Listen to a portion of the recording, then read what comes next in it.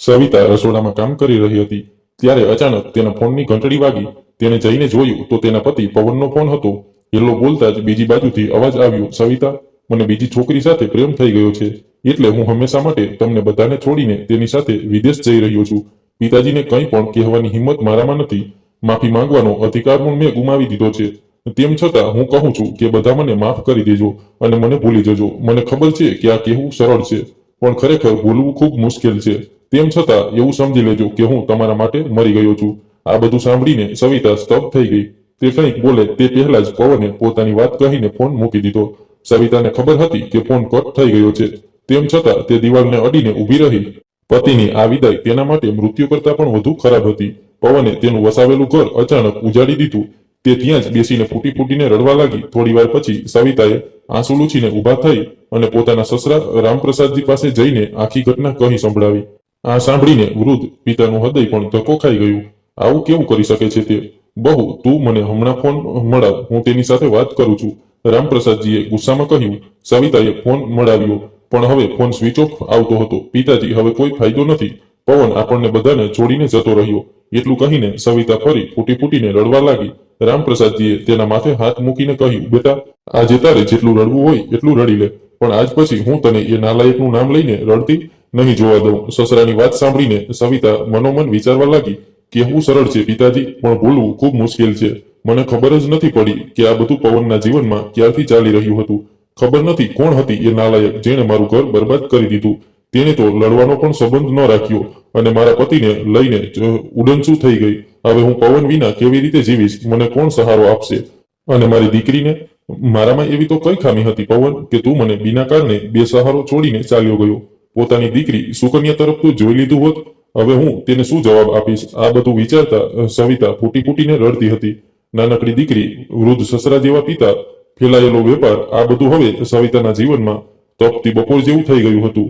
નામે નહીં આરામ, નહીં છાંયો પવન હતો ત્યારે રામપ્રસાદજી નિવૃત્ત થઈને સેવાનું જીવન જીવતા હતા।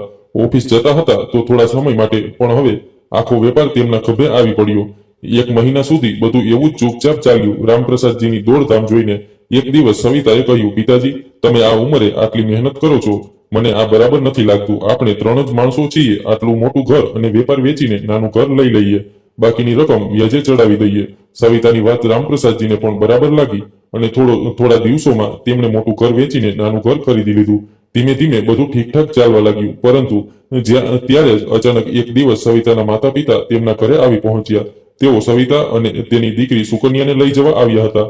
તેમનું કહેવું હતું કે વહુ એકલી સસરા સાથે રહે છે એટલે લોકો નાની મોટી વાતો કરે છે। લોકો કહે છે કે વહુનું તેના સસરા સાથે પહેલેથી જ અફેર ચાલતું હતું, એટલે જ દીકરો ઘર છોડીને ચાલ્યો ગયો।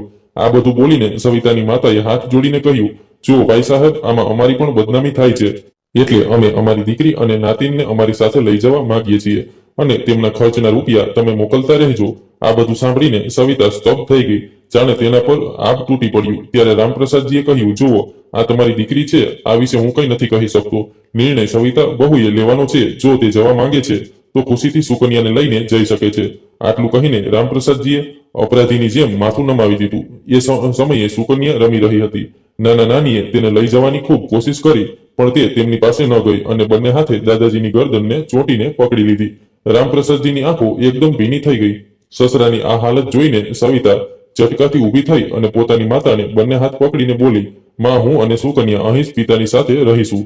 જો અમે બંને પણ તમારી સાથે ચાલ્યા ગયા તો પિતાજી એકલા કેવી રીતે રહેશે? એટલે મને કોઈ ફરક નથી પડતો કે લોકો શું કહે છે। હું જાણું છું કે આ મારા પિતા સમાન સસરા છે અને આ માટે મારે દુનિયાને કોઈ સફાઈ આપવાની જરૂર નથી। હું તેમને એકલા છોડીને ક્યાંય નહીં જાઉં। સવિતાની વાત સાંભળીને તેના માતા પિતા પાછા ફરી ગયા। તેમના જતા જ સવિતાએ વિચાર્યું કે પિતા જેવો પ્રેમ આપના સસરા છે, તેમના સહારે જ તો તે જીવી રહી છે। જો આ સહારો ન હોત તો માતા પિતાને ત્યાં આશ્રિત બનીને બિચારીની જેમ જીવતી હોત। આની વજહથી જ આજે તે માથું ઊંચું કરીને જીવી રહી છે, નહીં તો નદીના ટાપુની જેમ કણે કણે વિખરાઈ ગઈ હોત। ધીમે ધીમે સમય વીતતો ગયો। સવિતાની દીકરી સુકન્યા પણ હવે સમજદાર થઈ ગઈ અને પોતાના અભ્યાસમાં ધ્યાન આપવા લાગી। નહીં તો પહેલા તો પપ્પાને યાદ કરીને ખૂબ રડતી હતી। સવિતા પણ હવે જૂની વાતો ભૂલીને પોતાની દીકરી અને સસરાનું ધ્યાન રાખતી હતી અને એક ખાનગી શાળામાં ભણવા લાગી, જેથી ઘરનો ખર્ચ પણ ચાલે। નહીં તો રામપ્રસાદજી એકલા કેટલો ખર્ચ ઉપાડી શકે? ધીમે ધીમે સવિતાના જીવનમાં ખુશીઓ પાછી આવવા લાગી, પરંતુ લાગે છે કે ભગવાને આ પણ મંજૂર નહોતું. એક દિવસ રામપ્રસાદજી સવારની શેર માટે ગયા અને પાછા ફર્યા જ નહીં. દરવાજો ખોલીને સવિતા અને તેની દીકરી સુકન્યા એકબીજાનું મોં જોતા હતા. ત્યારે ઘરનો ફોન ગણગણવા લાગ્યો. સવિતાએ દોડીને ફોન ઉપાડ્યો તો બીજી બાજુથી અવાજ આવ્યો, મેડમ, આ ફોન તમારા ફેમિલી મેમ્બરનો છે? જી, આ તો મારા સસરાજીનો ફોન છે. તમારી પાસે કેવી રીતે આવ્યો? જી, તેમનો અકસ્માત થઈ ગયો છે. આ સાંભળીને સવિતાએ પોતાની દીકરીનો હાથ પકડ્યો અને દરવાજા તરફ દોડી. પણ હવે બધું ખતમ થઈ ગયું હતું. તેની દુનિયા જે પિતાજીના નામના મજબૂત સ્તંભ પર ટકેલી હતી, તે સ્તંભ એકદમ તૂટી ગયો. એકવાર તેની હસતી ખેલતી દુનિયા ફરી ઉજળી ગઈ. સવિતા જાણતી હતી કે જો તે તૂટી જશે તો સુકન્યાને સંભાળવું મુશ્કેલ થઈ જશે. તેનો આ અભ્યાસ અટકી જશે, કારણ કે જ્યારે પવન તેને છોડીને ગયો હતો ત્યારે તેના ગૃહસ્થીના રથનું બીજું પૈડું રામપ્રસાદજી બની ગયા હતા, જેનાથી જીવનની ગાડી સારી રીતે ચાલી રહી હતી. પણ તેમના અચાનક આ રીતે જતા રહેવાથી સવિતા એકલી પડી ગઈ. માયકાવાળા ફક્ત ઔપચારિક રીતે મળવા આવ્યા. કહેવાય છે કે સમય બધાની કસોટી લે છે. સવિતાએ પોતાને મજબૂત કર્યું અને પોતાની દીકરીમાં પોતાને ઝોકી દીધું. આજે 14 વર્ષ પછી સવિતાની દીકરી સુકન્યા ડોક્ટર બની ગઈ. ત્યારે જઈને સવિતાએ રાહતનો શ્વાસ લીધો. પણ હવે તેને દીકરીના લગ્નની ચિંતા સતાવા લાગી, કારણ કે સુકન્યા લગ્ન માટે બિલકુલ તૈયાર નહોતી. તેનું કહેવું હતું કે તે પોતાની મમ્મીને એકલી છોડીને ક્યાંય નહીં જાય. પણ સવિતાના વારંવાર આગ્રહ પર આખરે તે માની ગઈ અને તેના લગ્ન નક્કી થઈ ગયા. હવે લગ્નના કાર્ડ વહેંચાઈ રહ્યા હતા ત્યારે એક દિવસ સવિતાએ પોતાની દીકરીને કહ્યું, સુકન્યા, તે તારી લિસ્ટ બનાવી લીધી? કોને કોને કાર્ડ વહેંચવું છે? સુકન્યાએ કહ્યું, હા મમ્મી, આ રહી મારી લિસ્ટ, પણ એક કાર્ડ મને આપો, મેં મારી એક ખાસ મિત્રને મોકલવું છે. એમ કહીને સુકન્યાએ એક કાર્ડ લીધું, પોતાની બેગ ઉપાડી, ગાડી કાઢી અને હોસ્પિટલ તરફ નીકળી ગઈ. સુકન્યા ગાડી ચલાવી રહી હતી, પણ તેની આંખોમાં તેના પિતા પવનનો બીમાર ચહેરો, મોટી થયેલી દાઢી અને ઝાંખી આંખો ફરી રહી હતી, જે કદાચ તેની પાસે માફી માંગી રહી હતી. તેના પિતા પવન થોડા સમય પહેલા જ તે હોસ્પિટલમાં દાખલ થયા હતા, જ્યાં સુકન્યા નોકરી કરતી હતી. તે સમયે તેને ખૂબ આઘાત લાગ્યો હતો કે પપ્પા તો મમ્મીથી અલગ થઈ ગયા હતા, પણ તેનું હૃદય પપ્પાની યાદમાં તડપતું રહેતું હતું. મમ્મીના અથાગ પ્રયાસો અને સખત મહેનતથી તે ડોક્ટર બની ગઈ. મમ્મીની સામે પપ્પાનું નામ લેવું પણ મુશ્કેલ હતું અને તે આને ખોટું પણ નહોતી સમજતી, કારણ કે આખરે જે સહચર પર તેની મમ્મીને અખૂટ વિશ્વાસ હતો, તેણે તેની આંગળી પકડીને તે જીવનના પંથે નિશ્ચિતપણે આગળ વધી રહી હતી.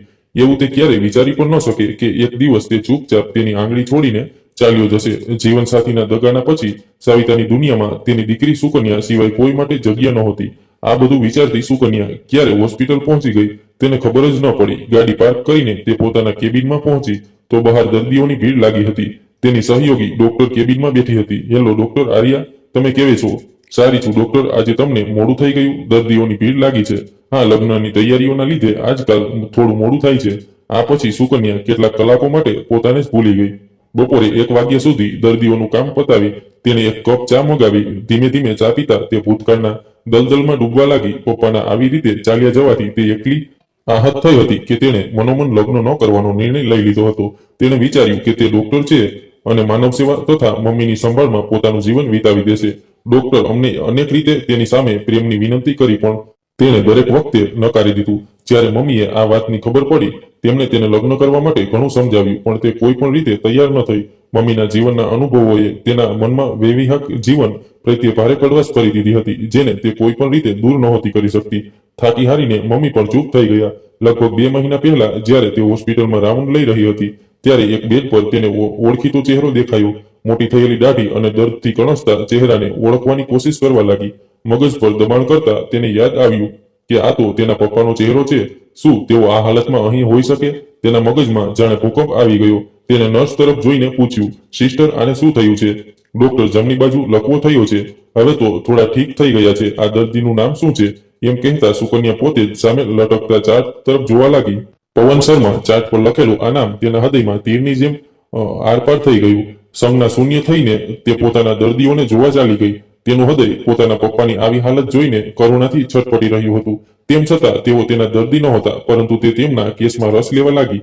જ્યારે પણ તે ડોક્ટર સાથે તેમના વિશે વાત કરતી ત્યારે ધ્યાન રાખતી કે ડોક્ટરને એવું ન લાગે કે તે આ દર્દીમાં આટલી રુચિ શા માટે લઈ રહી છે. તેણે પોતાના પપ્પાને પણ એવો આભાસ ન થવા દીધો કે તે તેમને ઓળખી ગઈ છે. તેના પપ્પા લગભગ 1.5 મહિના હોસ્પિટલમાં રહ્યા. સુકન્યાએ ઘણીવાર વિચાર્યું કે મમ્મીને તેમના વિશે જણાવવું, પણ કહેવાની હિંમત જ ન જુટાવી શકી. તેને આશ્ચર્ય થતું કે પપ્પાના 1-2 મિત્રો જ તેમને મળવા આવતા હતા, બાકી કોઈ નહીં. એક દિવસ તે હોસ્પિટલ પહોંચી તો તેમનો બેડ ખાલી હતો. આ દર્દી ક્યાં ગયા સિસ્ટર? સુકન્યાએ નર્સને પૂછ્યું. તેમને ડિસ્ચાર્જ કરી દેવાયા છે ડોક્ટર. હવે તેમની સારવાર ઘરેથી જ થશે. અને હા, મિસ્ટર પવન શર્માએ તમારા નામે એક પત્ર આપ્યો છે. શું તેઓ તમારા ઓળખીતા હતા? નર્સે એક પત્ર સુકન્યાને આપતા કહ્યું. પત્ર પકડતા જ સુકન્યાના પગ ધ્રુજવા લાગ્યા. પોતાને સંભાળીને તે પોતાના કેબિનમાં આવી અને ખુરશીમાં ઘસી ગઈ. કાંપતા હાથે તેને પત્ર ખોલ્યો. તેમાં લખ્યું હતું, પ્રિય સુકન્યા, તમે મને ઓળખ્યા હો કે નહીં, પણ મેં તો તમને પહેલા જ દિવસે ઓળખી લીધી હતી કે તું મારી દીકરી સુકન્યા છે. તને દીકરી કહેવાનો હક તો હું ઘણો પાછળ છોડી આવ્યો છું, પણ તારો પિતા તો હું જ છું, અને આ મારા માટે ગૌરવની વાત છે. હું નસીબહીન છું કે તું જેવી દીકરીને હું મારી નથી કહી શકતો, જેના કારણે તમે બંને મા દીકરીને છોડીને ગયો હતો. તે તો મને છોડીને ક્યારની ચાલી ગઈ. ભલા આપનાનું દિલ દુભાવીને કોઈને સુખ કેવી રીતે મળી શકે? આ હું ભૂલી ગયો હતો. તમને બંનેને એકલા છોડી ગયો હતો, અને આજે હું જાતે જ એકલપણની સજા ભોગવી રહ્યો છું. હું તમે બંને મા દીકરીનો અપરાધી છું. મારો અપરાધ માફી લાયક નથી, પણ જો શક્ય હોય તો મને માફ કરી દેજો. આગળના શબ્દો તેની આંસુભરી આંખોમાં ઝાંખા પડી ગયા. તેણે આંખો બંધ કરીને માથું પાછળ ટેકવી દીધું. આંસુ રોકાતા નહોતા. મમ્મીનો આટલા વર્ષનો એકલપણો તેના મનમાં પલટ પર ઉભરી આવ્યો. જીવનની એ બધી ક્ષણો યાદ આવી ગઈ જ્યારે પપ્પાની કમી ખૂબ ઊંચી હતી. પુરુષના સાથ વિના મમ્મીને ઘણીવાર નબળા પડતા જોઈ હતી. જ્યાં સુધી દાદાજી હતા ત્યાં સુધી તો ઠીક હતું, પણ તેમના જતા મમ્મી ખૂબ એકલા પડી ગયા હતા. પપ્પાના આટલા મોટા અપરાધ પછી પણ તેનું મન તેમને પ્રેમ કરતું હતું, કારણ કે એક દીકરી પોતાના પિતાને ક્યારેય ભૂલી નથી શકતી. પણ તેમને માફ કરવાને ન કરવાનો અધિકાર ફક્ત મમ્મીને જ હતો. જો મમ્મી તેમને માફ કરી દે તો સુકન્યા માટે પોતાના પપ્પાને ફરીથી સ્વીકારવું મુશ્કેલ નહોતું. પપ્પાના માફીનામાને વાંચ્યા પછી લગ્ન પ્રત્યે જે નફરતની ચાદર તેના હૃદય પર ચડી હતી તે હવે ધીમે ધીમે પીગળવા લાગી. તેને ડોક્ટર અમનને લગ્ન માટે હા પાડી દીધી. મમ્મી પણ તેની લગ્નની સંમતિથી ખુશ થઈ ગયા. તેમના નીરસ જીવનમાં દીકરીની ખુશીઓ અને સફળતા જ તો રંગ ભરી શકતી હતી. બાકી શું હતું? પણ પપ્પા વિશે જાણીને પણ તેને મમ્મીનું જીવન સારું લાગી રહ્યું હતું, કારણ કે તેમના જીવનમાં દીકરી સાથે જોડાયેલી ખુશીઓ તો હતી, પણ પપ્પાના જીવનમાં તો કંઈ જ નહોતું સિવાય ભયંકર એકલપણ, પોતાના પરિવારને છોડી દેવાનું સુખ, દુઃખ અને આ બીમારીની પીડા. પણ મમ્મીને આ વાત કેવી રીતે કહે? તે ઘણા દિવસો સુધી આ દિધરામાં રહી. મમ્મી ઉત્સાહથી તેના લગ્નની તૈયારીઓમાં લાગી ગયા, કારણ કે સુકન્યા આખો દિવસ હોસ્પિટલમાં થાકીને ચૂર થઈને ઘરે આવતી અને આવીને બેહોશ થઈને બેડ પર પડી જતી. તે મમ્મીની જરાય મદદ નહોતી કરી શકતી. એક રાત્રે તેની ઊંઘ ઉડી ગઈ. તરસ લાગી તો પાણી પીવા ઊભી થઈ. બાજુમાં નજર પડી તો બેડ ખાલી હતો. મમ્મી કદાચ બાથરૂમ ગયા હશે એમ વિચારીને તે પાણી પીને સૂઈ ગઈ. પણ થોડી વાર સુધી મમ્મી પાછા ન આવ્યા તો તેણે બાથરૂમમાં જઈને જોયું, પણ ત્યાં કોઈ નહોતું. તે બહાર આવી તો બાલ્કનીમાં મમ્મી ખુરશી પર બેઠા હતા, ચૂપચાપ અંધારાને નિહાળી રહ્યા હતા. મમ્મી, તમે અહીં બેઠા છો, ઊંઘ નથી આવતી? તે પણ ખુરશી ખેંચીને તેમની બાજુમાં બેસી ગઈ. લગ્નની તૈયારીઓથી હવે ઘણા થાકી ગયા છો ને? પોતાનું ધ્યાન રાખજો. સુકન્યાએ મમ્મી તરફ જોયું તો તેમની આંખો ભીની થઈ ગઈ હતી. શું થયું મમ્મી? તમે રડો છો? હું વિદાય થવાની છું એટલે ને? તેમનું મૂળ સુધારવા માટે સુકન્યાએ હળવો પ્રયાસ કર્યો અને બોલી, પણ મમ્મી, મારી વિદાયની નોબત નહીં આવે. એક તો અમન વિદાય થઈને અહીં આવશે, નહીં તો તમે મારી સાથે આવશો. આ સાંભળીને સવિતાની આંખોની નમી ટીપા બનીને ગાલ પર લડી ગઈ. સુકન્યાએ કોમળતાથી તેમના આંસુ લૂછતા કહ્યું, મમ્મી, શું વાત છે? અરે કંઈ નહીં, ખુશીના આંસુ છે પાગલી. મમ્મી હળવું હસી. દરેક છોકરી વિદાય થઈને પોતાના સાસરે જાય છે. તું પણ જઈશ. હું તારી સાથે કેવી રીતે આવી શકું? મારી શોભા તો મારા ઘરમાં જ રહેવામાં છે. આ તારું માયકું છે બેટા. જ્યાં સુધી તું માયકે આવીશ ત્યાં સુધી તારા આવવા માટે એક ઘર તો હોવું જોઈએ ને? મારા માટે તો આજ ખુશીની વાત છે કે તું આજ શહેરમાં રહીશ અને આવતી જતી રહીશ. બોલતા બોલતા મમ્મી ચૂપ થઈ ગયા. સુકન્યા સ્પષ્ટપણે અનુભવી રહી હતી કે મમ્મી અંધારામાં ઘૂરતા પોતાના આંસુ પીવાનો નિષ્ફળ પ્રયાસ કરી રહ્યા છે. મમ્મી, તેણે ધીમેથી તેમની હથેળી પોતાના હાથમાં લઈને સહેલાવાલા કહ્યું, પપ્પાની યાદ આવે છે ને? આ કહેતા તેણે મમ્મીની પ્રતિક્રિયા જોવા માટે તેમના ચહેરા પર નજર ટકાવી. પપ્પાનું નામ સાંભળીને હંમેશની જેમ આ વખતે મમ્મી ભડક્યા નહીં, ન તો કોઈ જવાબ આપ્યો. બસ ચૂપચાપ પોતાના આંસુ લૂછતા રહ્યા. છે ને મમ્મી? તેમની તરફથી કોઈ જવાબ ન આવ્યો. થોડીવાર બંને વચ્ચે શાંતિ છવાઈ ગઈ. મમ્મી, એક વાત કહું, ધારો કે આજે પપ્પા પાછા આવે અને પોતાના કરેલાની માફી માંગે તો શું તમે તેમને માફ કરશો? આ નાજુક ક્ષણ હતી. કોમળ મૂળ હતો. ભડક્યા વિના સવિતાએ દીકરીના ગાલે હળવો ટપલો મારીને કહ્યું, તું કેમ નકામું વિચારે છે બેટા? તે અમારા જ હોત તો ગયા જ કેમ? અને આવું જ હોત તો અત્યાર સુધી કેમ ન આવ્યા? આટલા વર્ષો પછી તું એ માણસને કેમ યાદ કરે છે? તારું નવું જીવન શરૂ થવાનું છે બેટા. અમન સારો છોકરો છે. તું બહુ ખુશ રહીશ. ના મમ્મી, ફક્ત હું જ નહીં, આપણે બંને તો તેમને યાદ કરીએ છીએ. આ સાંભળીને સવિતાની આંખો ફરી વરસી પડી. પછી આંસુ લૂછતા બોલ્યા, તારા પપ્પા અને મારા સંબંધો ક્યારે કડવાશથી ભરેલા નહોતા બેટા. અમે અમારા વૈવાહિક જીવનથી ખુશ હતા. જો એ સ્ત્રી તેમના જીવનમાં ન આવી હોત અને તારા પપ્પા ભટક્યા ન હોત તો આજે આપણું જીવન કેટલું સુખી હોત. મારા જીવનની સાંજ આટલી એકલી ન હોત. આગળનું જીવન કેવી રીતે કપાશે? જીવનસાથીની કમી જીવનમાં સૌથી વધુ ખૂંચે છે.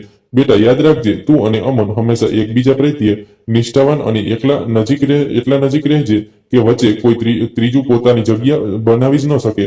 શું વિચારો છો ડોક્ટર સુકન્યા? ડ્યુટીનો સમય પૂરો થઈ ગયો છે, ઘરે નથી જવું? ડોક્ટર આર્યાનો અવાજ સાંભળીને સુકન્યા વર્તમાનમાં પાછી આવી. આંખો ખોલી તો જોયું કે તેની સહયોગી ડોક્ટર આર્યા તેને આશ્ચર્યથી જોઈ રહી હતી. શું વાત છે ડોક્ટર સુકન્યા, તમે રડતા હતા? ના ના, બસ એવું જ, કેટલીક જૂની વાતો યાદ આવી ગઈ.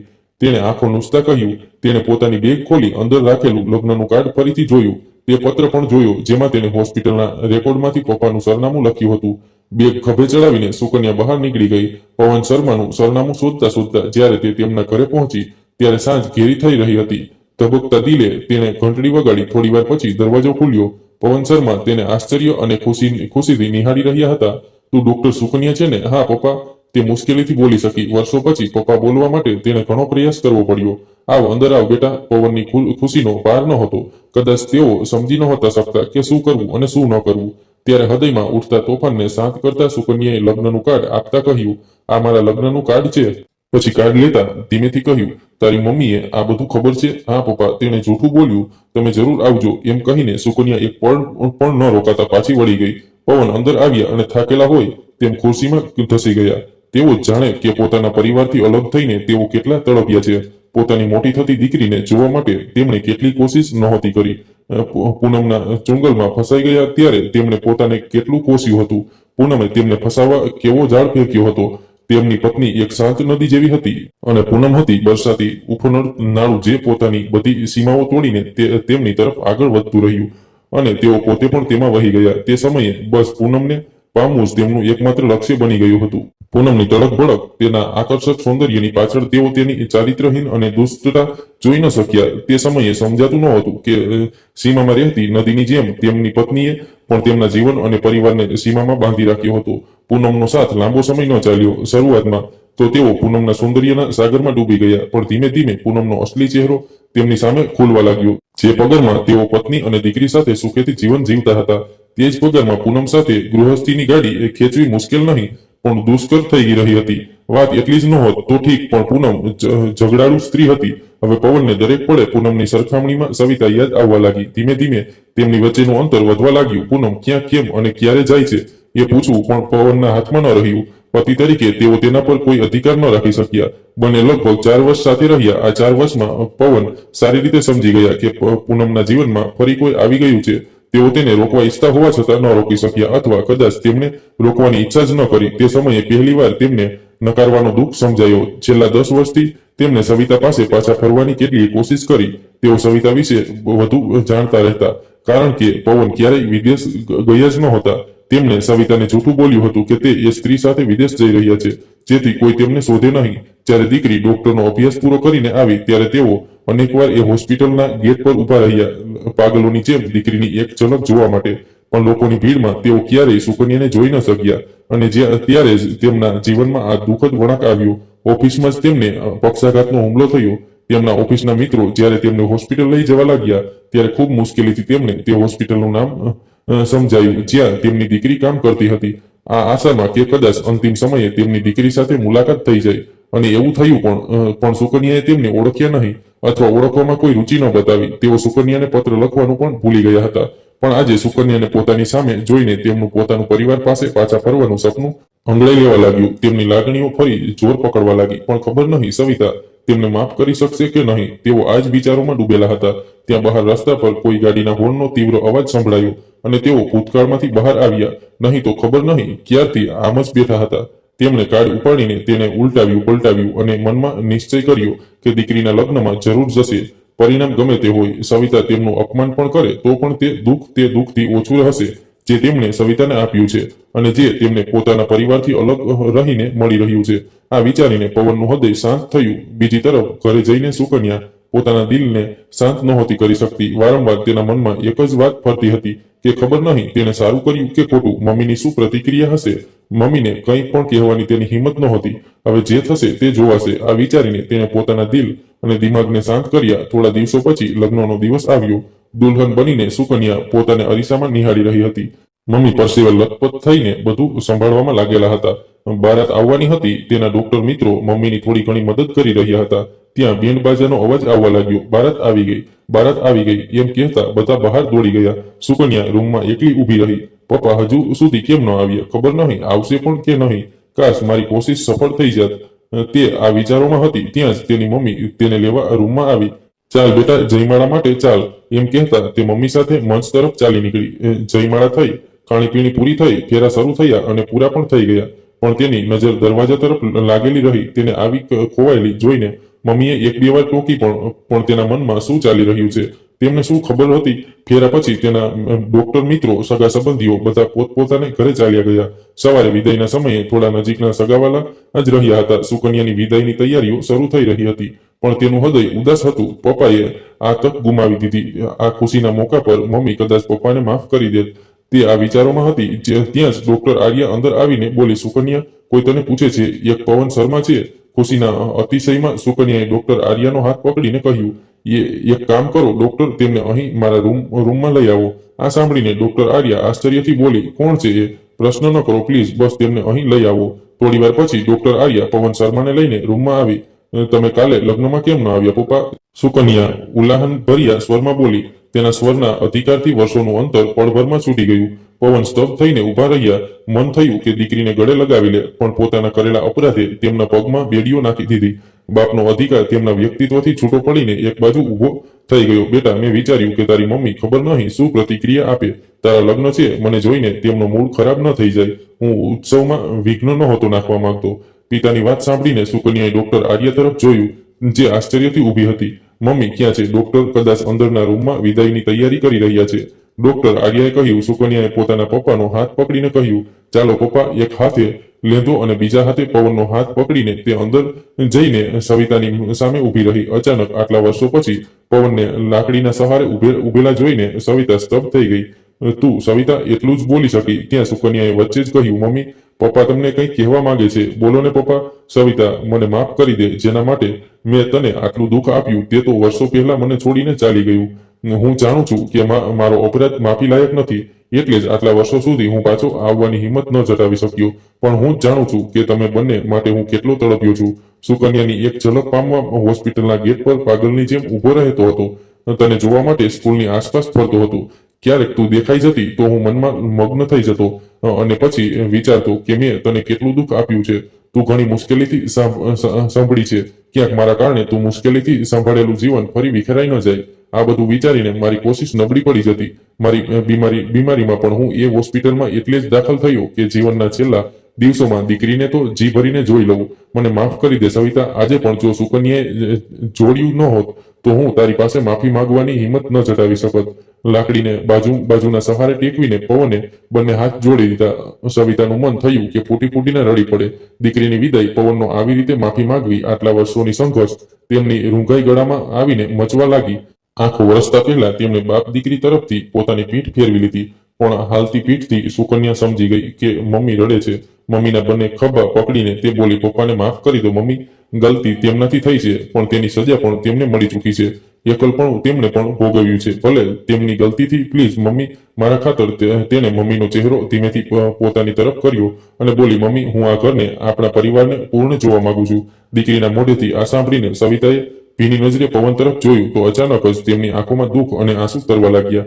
તેમણે કહ્યું, બેટા, પરિવાર તો એ જ દિવસે અધૂરો થઈ ગયો હતો જે દિવસે એમને આપણને છોડ્યા હતા. રહી માફીની વાત તો જખમ ભરાઈ શકે છે બેટા, પણ દગાની ચુભન આખી ઉંમર સાથે રહે છે. એટલે હું મારા દિલથી એમને ક્યારે માફ નથી કરી શકતી. આ કહીને આંખોમાં આંસુ સાથે સવિતા રૂમમાંથી બહાર નીકળી ગઈ. સુકન્યાએ પોતાના પિતા તરફ જોયું તો પવનની આંખોમાંથી પણ આંસુ વહી રહ્યા હતા. કોઈ વાંધો નહીં બેટા, તે તારી તરફથી ખૂબ કોશિશ કરી. સવિતાની પણ આમાં કોઈ ગલતી નથી. ગલતી તો મારી છે, જે હું હવે આખી જિંદગી ભોગવીશ. આ બોલીને પવન પોતાની લાકડીના ટેકે ધીમે ધીમે બહાર નીકળી ગયા. તેમના જતા જ સવિતા અંદર આવી અને પોતાની દીકરીને ગળે લગાવતા બોલી, મને માફ કરી દે બેટા, પણ તારા પિતાને જોઈને મારું મન ન થયું કે હું તેમને માફ કરું, કારણ કે એમણે આપણને ઘણું દુઃખ આપ્યું છે.